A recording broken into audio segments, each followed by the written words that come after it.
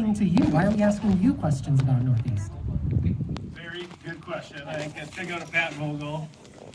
Probably would be the best answer for all this stuff. But I'm a social studies teacher at Edison, and I live across the street here on Monroe. I've been in the neighborhood for 11 years. I am insatiably curious and have wanted to know about this neighborhood that I live in for a long, long time. And so had a bit of an excuse to do that over the last few years. I teach a class at Edison that's rooted in storytelling, that's rooted in student free speech at school. We have a YouTube channel where the students study these 5 court cases that expand the limits of student speech in school, and then we celebrate that on a weekly basis by doing a student news. And our motto to the class is, "It's your story, we'll help you tell it." And we do that weekly.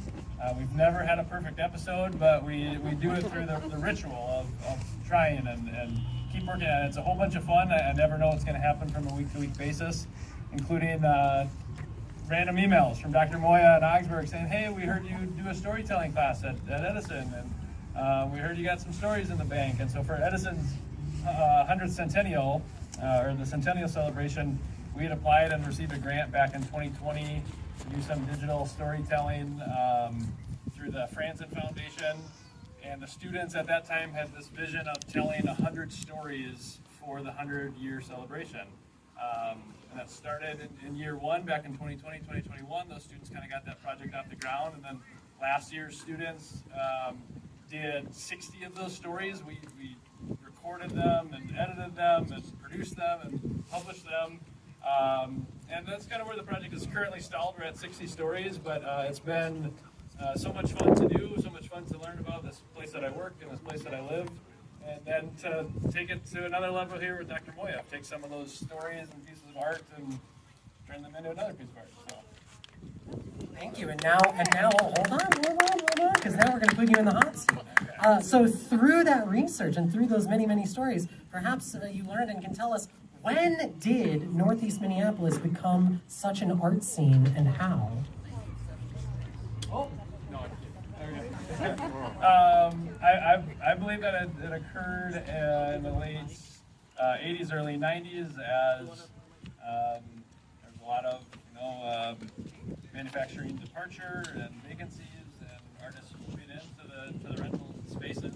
I will say that we don't have a story about that one, so I'm not totally sure. Again, I would default to Pat Vogel here or other neighbors that have been here a lot longer than I have, but I know there's been some studies on that and on the artists and their arrival in the early 90s. Is that fair?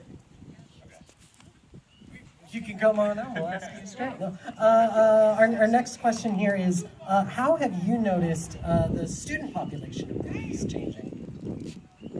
Well, so the student population has largely been the same. I've been at Edison for 9 years, been here in the neighborhood for almost 12 years. And yeah, Edison is one of 2 heterogeneous schools in Minneapolis public schools, where there is no dominant race or dominant, economic status. We're a heterogeneous school, and that wasn't always the case. And it makes that an incredible amount of fun to teach in and to celebrate and do fun things with. And it makes it complex. And there's complexities to that, but it's a beautiful thing. And then my last question for you, and then I have one for you in a moment, Natalie, so get ready. But my last question for you is, what is your favorite memory of Northeast Minneapolis? So I'm going to not say memory, but I'll say my favorite story in the uncovering of all of these things.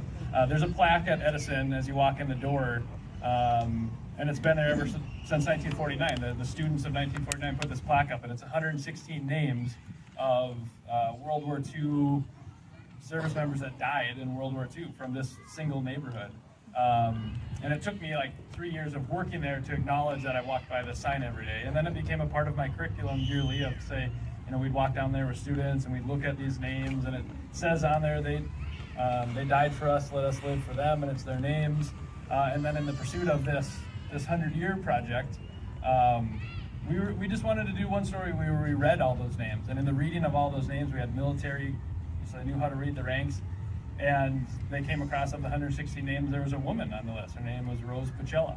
And we did some research, and we found that Rose Pacella, she's She died in the single biggest loss of female life in World War II. She died on a plane crash going from North Africa to Europe in 1944. And then in the pursuit of trying to just tell Rose Pacella's story, we came across what is my favorite story. And in 1934, the Edison Field became the Edison Field. And there was years of back and forth of acquiring the land. If you didn't know, Edison High School was built on what was a pond in 1922. It was called Long John's Pond. They drained it. They spent $50,000 of cement in 1922 to build the foundation of that school. And then 6 years later, they acquired the land for the field. And then it was the Depression. They had a tough time getting the field kind of off the ground. And in 1933, the field finally opened. And to open this field, we again discovered this story that I don't know how it had been suppressed, but there was a student at Edison. Her name was Marcella McCoulier, and she was a local resident here, and she was a 17-year-old pilot. And Marcella McCoulier flew a blue and gold airplane with her Principal Cook, in the back of the airplane around the facility. They dropped the game ball for the homecoming game. Just this amazing, and again, that's just one of many nuggets, but it is my all-time favorite. If anyone has any more details on it, we've run into some walls of that research, but it's one that I love to share. Thank you so much. Another round of applause for David Silver. Thank you. One question came in about the lyrics, so we will ask our lyricist. In the first song, the chorus sings, "Our force of number defines one sound." What would you say the sound of Northeast Minneapolis is? Oh, wow. What a great question.